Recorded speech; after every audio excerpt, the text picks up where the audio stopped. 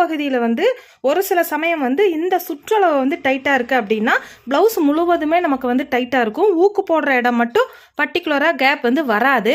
இப்போ உங்களுக்கு full body loose அப்படின்னா நீங்கள் வந்து இந்த சைடு ஸ்டிச் இடத்த வந்து 1 பாயிண்ட் 2 பாயிண்ட் அப்படின்னு நம்ம வந்து லூஸ் பண்ணலாம். இது ஊக்கு மாற்ற இடம் வந்து கேப்பாக இருக்குது அப்படின்னா இந்த இடம் ஒரு வேளை டைட்டாக இருக்குன்னு நினச்சிட்டு நீங்கள் வந்து ஆம் சைடில் வந்து லூஸ் பண்ணீங்க அப்படின்னா உங்களுக்கு வந்து ஆம் பகுதியுடைய சுற்றளவு முழுவதுமே வந்து கிளாத் வந்து தூக்கிட்டு லூஸ் அடிக்க ஆரம்பிச்சிரும்.